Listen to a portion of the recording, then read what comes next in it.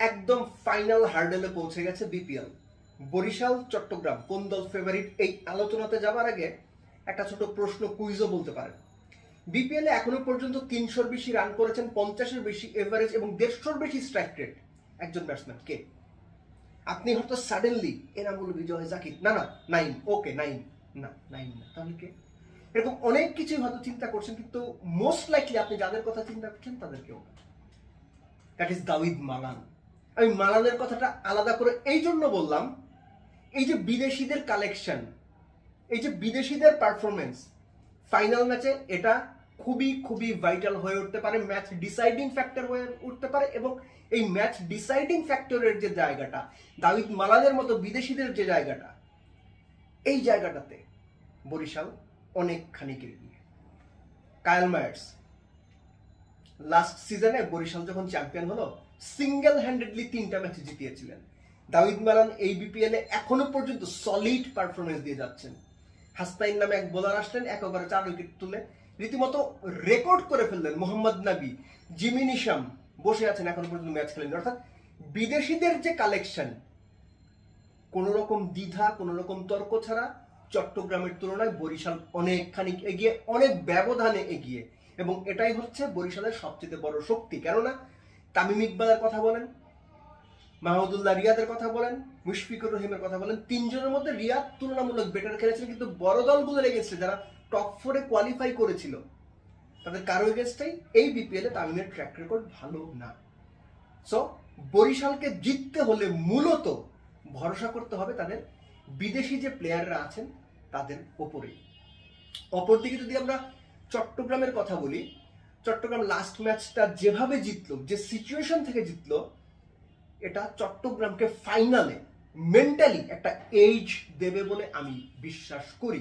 কেননা একটা ম্যাচ জেতা, যেন তেন ভাবে জেতা, খুব কষ্ট করে জেতা, আর এরকম থ্রিলিং একটা ম্যাচ জেতা, এক্সাইটমেন্টের তুঙ্গে সবকিছু নিয়ে গিয়ে ম্যাচ জেতা, হারা ম্যাচটা একদম ওই বলে না যে বাঘের মুখের সামনে থেকে শিকার ছিনিয়ে আনা, ওরকম করে ম্যাচ জেতা যে কোনো দলকে মানসিকভাবে অনেকখানি উপরে রাখে।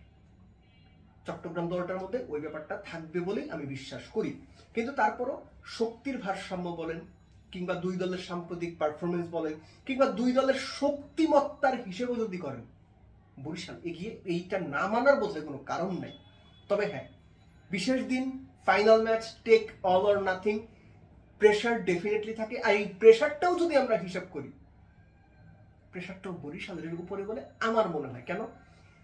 যখন প্লেয়ার্স ড্রাফট হয়ে গেল বিপিএল এর, খেলা যখন শুরু হলো, শুরু থেকে এখনো পর্যন্ত ফেভারিট, চ্যাম্পিয়ন হতে পারে, টপ ফেভারিট, বরিশালের পেছনে সবসময় এই স্টিকারটা লাগানো আছে।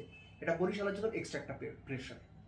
তারা জানে তাদের চ্যাম্পিয়ন হইতেই হবে, এত টাকা খরচ করে, এত ভালো টিম করে চ্যাম্পিয়ন যদি না হইতে পারে, তাহলে আসলে তারাই সবচেয়ে বেশি আপসেট হবে। চট্টগ্রামের ব্যাপারটা কিন্তু এরকম না। চট্টগ্রাম যদি, তার ডেফিনেটলি রানার্স আপ হওয়ার জন্য নামবে না, কিন্তু চট্টগ্রামের এক্সপেকটেশনস এর কথা যদি বলেন, বিপিএল এর প্লেয়ার্স ড্রাফট থেকে শুরু করে এখনো পর্যন্ত চট্টগ্রামকে আপনি ফেভারিট, চ্যাম্পিয়ন হবার ফেভারিট, এটা বরিশালের পাশাপাশি রেখেছেন, এটা বোধহয় মানে সঠিক না, আমি বিশ্বাস করি না। তারপরও চট্টগ্রাম এই পর্যন্ত নিজেদের যোগ্যতা দিয়েই খেলে এসেছে। সো তাদের উপর ওই প্রত্যাশার চাপটা কম থাকবে। বাট ফাইনাল ম্যাচ, উইকেট কেমন হবে, কুয়াশা কেমন পড়বে, স্পিনাররা কতটুকু টার্ন পাবেন, গ্রিপটা কেমন করবে, এরকম অনেক ইকুয়েশন থাকবে, নাম্বারসের খেলা থাকবে। But above everything it's all about nerve. Final ম্যাচের প্রেশার যারা হ্যান্ডেল করতে পারবে, শরীফুল খালেদরা বলটা ঠিকঠাক মতো করতে পারলে, আলিসাল ইসলাম আগের মতো ওই ভেলকি দেখাতে পারলে, ইউ নেভার নো। বরিশাল শক্তিশালী দল, বরিশাল ফেভারিট, চ্যাম্পিয়নশিপের ট্রফিটা ধরার বাকি, এর সবকিছু মেনেই মাঠে নামবে চট্টগ্রাম, নামা উচিত। কিন্তু ম্যাচ ডেতে, গেম সিচুয়েশনে কারা স্মার্টলি রিয়াক্ট করতে পারে, কারা প্রো অ্যাক্টিভ থাকে, এই সবকিছু মিলে বোধহয় ম্যাচ বা চ্যাম্পিয়নশিপ ডিসাইড করে দেবে। আপনার পাল্লা কোন দিকে, বা আপনার ভোট কার দিকে, বরিশাল নাকি চট্টগ্রাম? কমেন্ট বক্সে জানিয়ে রাখতে পারেন।